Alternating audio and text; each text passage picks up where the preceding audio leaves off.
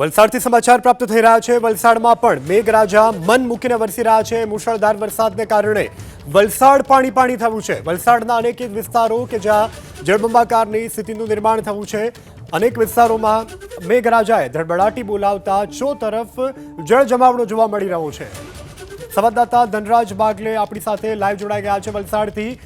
ધનરાજ, વલસાડમાં મેઘરાજાએ પોતાનું અવિરત હેત વરસાવવાનું શરૂ રાખ્યું છે। અત્યારે કેવા પ્રકારની સ્થિતિ અને પ્રશાસન પણ કેવી પ્રકારની કામગીરીમાં જોતરાયું?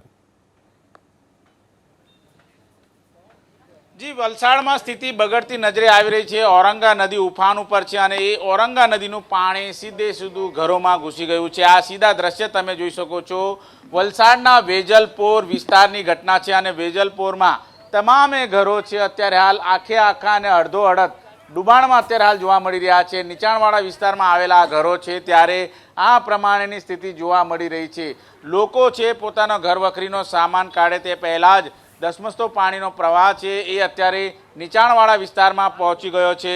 સ્થિતિ એવી છે કે આખે આખા ઘર તમે જોઈ શકો છો, માત્ર પતરા છે એ પતરાના શેડ છે એ દેખાઈ રહ્યા છે। બીજી તરફ સામે છેડે તમે જોઈ શકો છો વેજલપોરના જે નીચાણવાળા વિસ્તારના ઘરો છે ત્યાં આ પ્રમાણેની સ્થિતિ સર્જાય છે ત્યારે લોકો હેરાન પરેશાન થઈ ચૂક્યા છે। સીધા લોકો સાથે વાતચીત કરીશું। બેન, કેટલું પાણી છે, કઈ રીતે ઘર વખરી ડૂબી ગઈ? આખું ડૂબી ગયા। અમે તો 5 વાગે 5:30 વાગે બહાર આવી ગયા। બધું ઉડી ગયા। કોઈ સૂચના આપેલી તમને? કોઈએ નહીં આપી અમને તો, ખાલી અમારે પાણી જોઈને બધા જાય છે પણ કોઈએ કઈ એવું અમારા સરપંચ કેટલું પાણી હશે? આ ઘર ડૂબી ગયા છે, અમારું છેલ્લું ઘર છે, આખું ડૂબી ગયું છે।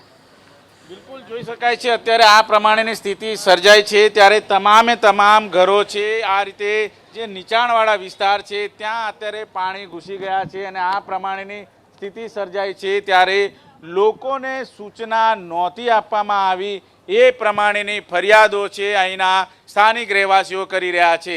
વલસાડનો નજારો, વલસાડના વેજલપોર હાઈવેથી ટન મારો એટલે આ વેજલપોર આવે છે અને વેજલપોરની અંદર આ પ્રમાણેની સ્થિતિ સર્જાઈ। આ ઘરો તમે જોઈ શકો છો, આખે આખા ઘરો છે એ અત્યારે ડૂબાણમાં ગયા છે ત્યારે આ પ્રમાણેની સ્થિતિનું નિર્માણ થયું છે। જે પ્રમાણે અત્યારે હાલ ઘર વખરી બચાવવાના સુદ્ધા સમય નથી મળ્યો એ પ્રમાણેની અત્યારે હાલ જે મહિલાઓ છે, ઘર માલિકો છે એ અત્યારે વાત કરતા નજરે આવી રહ્યા છે ત્યારે વેજલપોરમાં ખાના ખરાબી અત્યારે વધારે જોવા મળી રહ્યું છે। જે પ્રમાણે ઔરંગા નદીનું જે પાણી છે એ ઉફાન ઉપર છે અને નદી બંને કાંઠે વહેતી નજરે આવી રહ્યું છે અને હજી પણ જળ સ્તર છે સતત વધી રહ્યું છે। આ જોઈ શકાય છે નદીના પાણીનું વહેણ છે હજી પણ અત્યારે હાલ આ વિસ્તારની અંદર આવી રહ્યું છે અને ઘરના દરવાજા તમને બતાવીશું। આ પ્રમાણે આખે આખો દરવાજો છે એ અત્યારે ડુબાણમાં જોવા મળી રહ્યો છે। થોડો જ દરવાજો અત્યારે જોવા મળી રહ્યો છે ત્યારે આ કાચા પાકા મકાનો છે એ અત્યારે પાણીમાં ડુબાણમાં જોવા મળી રહ્યા છે। જે રીતની સ્થિતિ અત્યારે હાલ સર્જાય છે ત્યારે જે ઘરના જે બહેનો છે તેમને ઘર વખરીનો સામાન કાઢવા માટે પણ સમય નથી મળ્યો એ પ્રમાણેને અત્યારે હાલ સ્થિતિ સર્જાય છે ત્યારે મહિલાઓ છે એ અત્યારે સામાન બચાવવા માટે અત્યારે હાલ પ્રયાસો કરી રહ્યા છે ત્યારે ઘરના કિનારા ઉપર આ રીતે તેઓ માત્ર ને માત્ર આ પ્રમાણે જે પોતાના ઘરો છે ડૂબાણમાં ગયા છે એને માત્ર જોઈ શકે છે એ પ્રમાણેની સ્થિતિ સર્જાય છે।